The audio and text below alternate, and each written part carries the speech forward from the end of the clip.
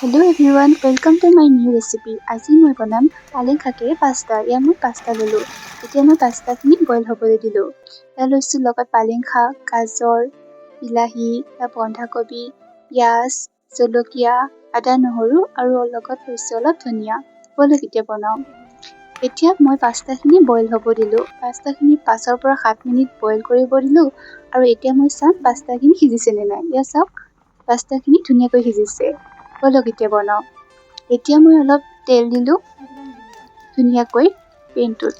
তাৰপাছত মই দিলো জলকীয়াকেইটা ভালদৰে তেলত ভাজি লৈ ইয়াত লগত দিলো মই বিলাহীখিনি ধুনীয়াকৈ মিক্স কৰি কেনে এতিয়া দিলো গাজৰখিনিও ধুনীয়াকৈ মিক্স কৰি কেনে এতিয়া দিলো পিঁয়াজ।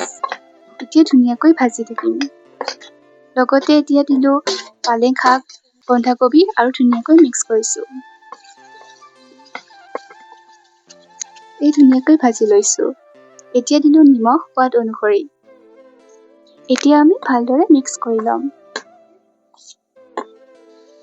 ইয়াৰ লগত দিলো আদা নহৰু পেষ্ট আৰু ধুনীয়াকৈ মিক্স কৰিলো।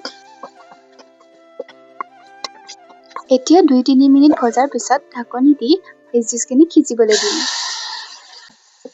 এতিয়া আমি চিকেন মছলা, গৰম মছলা, লাল মিৰ্চ, জিৰা পাউডাৰ আৰু শেষত হালধি দি কেনে ধুনীয়াকৈ মিক্স কৰিম।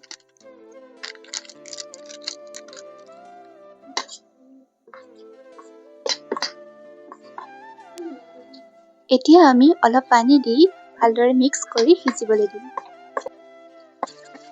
এতিয়া আমি 2 মিনিট ভজাৰ পিছত পাস্তাখিনি এড কৰিম। পাস্তাখিনি এড কৰি অলপ সময় ভাজিম।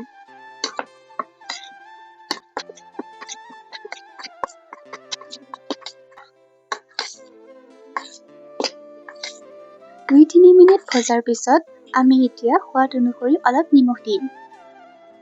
নিমখখিনি দি এতিয়া আমি আকৌ অলপ ভালদৰে ভাজিম।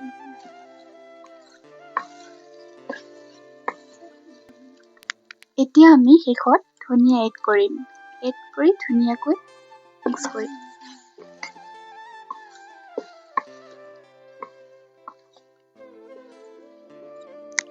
চাওক আমাৰ পালেং শাকৰ পাস্তা ৰেডি। এতিয়া মই আপোনালোকক টেষ্ট কৰি জনাম। চাওক মোৰ পাস্তা, এতিয়া মই খাই জনাম। ৱাও, টেষ্টি হৈছে গাইজ। আপোনালোকেও ট্ৰাই কৰিব। Okay guys, see you in my next vlog. Thank you. Keep watching.